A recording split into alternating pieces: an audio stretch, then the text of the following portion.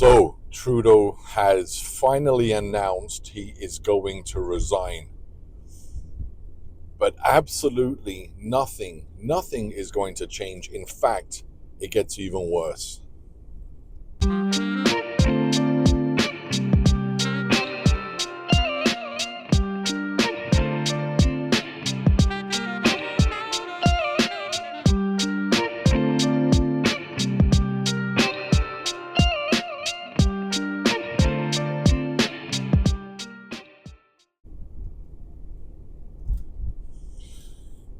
So, welcome to another cold day in Eastern Ontario. It's about -10 right now.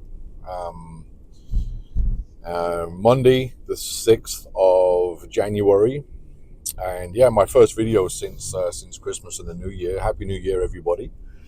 So, there's been speculation and rumors flying around over the last little while that our Prime Minister he has been reflecting and he's going to resign. The rumors started picking up quite a bit last night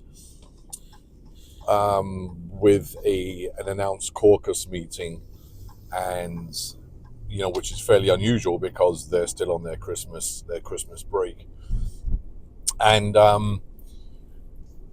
it was widely believed or speculated that he would be at that meeting announcing that he is resigning, stepping down as Prime Minister. So today it just broke in the news that indeed he is going to resign only once a new leader has been selected following I think he said an extensive nationwide search. Compounding this, or adding to this fuckery, I shouldn't have said that, sorry. He has prorogued Parliament. The Governor General has accepted his request that Parliament be prorogued, which basically means that the legislative process or the parliamentary process has been suspended, which means we effectively do not have Parliament. Shutting down now any attempt that the Conservatives, shutting down any non-confidence motion attempt from the Conservatives, which kind of lets Jagmeet Singh off the hook now because he doesn't have to put his money where his mouth is and back the Conservatives in this, so he can just coast along now. He's made his pension. He's going to get through February, I think it's February the 15th, basically not even having to go to work now. His Christmas vacation or the vacation period has been extended, and so he qualifies for his lifetime $2.2 million pension. So Trudeau basically now stays in power. There's no check or balance or any accountability in Parliament. There'll be no PMQs, question period. There'll be no bills brought forward. There'll be no non-confidence motion tabled.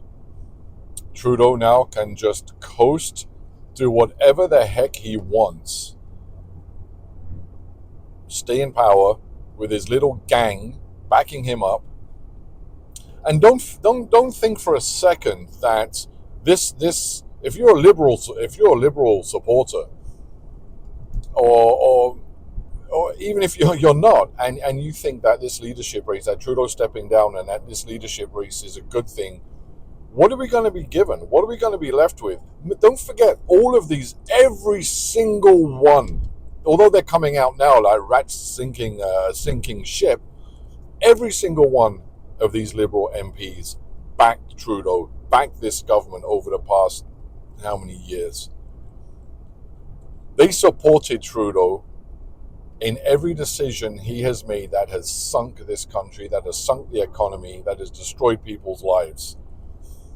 22.9% now of Canadian families are indicating that they are facing food insecurity.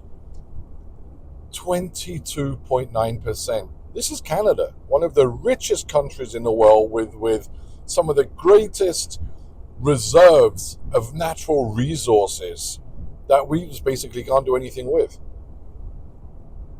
22 point, let that sink in for a second. Out of every 100 people you meet, 23 basically of them won't have enough food to eat, won't know where their next meal is coming from, don't have enough to feed the entire family in Canada. And yet here we are now, we're left with this guy for another, what's the soonest could happen? Parliament's recalled on the 24th of March. There'll be a speech from the throne, a throne speech. Parliament will come back. Polyev will table another non-confidence motion. Jagmeet Singh most likely won't support it because it's not, according to him, in the best interest of Canadians. So yeah, on one hand, seems like great news that we're finally getting shot of this guy, but on the other side of the coin, we're stuck with him. We're stuck with him. We're stuck with this gang, this cabal, this whatever you want to call it. And is Keir Starmer and Trudeau, are they copying each other's homework? I watched the report this morning of all of the local. I have to brush up on the British parliamentary government system. That basically a lot of the council's elections are being postponed or delayed, which is safeguarding the Labour-dominated councils they have. It's just like, what the heck has happened to our democracy? You know, I used to believe that the parliamentary system of democracy was one of, if not the greatest form of representative government in the world. But how quickly and how easily it can be abused. We don't have parliament now. So essentially, we do not have a functioning parliament. We do not have representation. Yet we still have to pay tax. No representation, no taxation. No taxation without representation. So we don't have representation. I don't have my MP in a house advocating for what I want. No motions can be brought. No private members' bills can be brought forward. So there you have it, folks. Happy New Year. We are still living in this bizarre. You know, I thought Twixmas was crazy and confusing enough, but now we're going to be left with this bizarre sense or this state of government for the foreseeable, and overlapping the inauguration of President Trump and his tariff threats. We won't have a government in place. We won't have a parliamentary house sitting. Unbelievable. But I hope everybody had a great Christmas. All right, guys. Sorry about that. My transmitter or the receiver on my phone started rattling against the dashboard, so there's a lot of interference. I hope everybody had a great Christmas and you got some downtime. And let's see what 2024 brings. Sorry, 2025. Let's see what 2025 brings. It's going to take me a few months to get used to saying the new year. But thanks for watching. If you have any thoughts, any comments about what's gone on, what might be in store for us, drop me a comment below. And listen, I'm trying to really get to 500 subscribers. I'm taking it slowly, but I'd love to get to 500 subscribers before the end of the month. So if you haven't already, I would truly appreciate you subscribing to the channel. And if you like the video, give it a thumbs up. But until the next time, I hope you're keeping well. All the best for a new year. I hope it brings you and your families everything that you want. Look after yourselves, and I'll see you next time.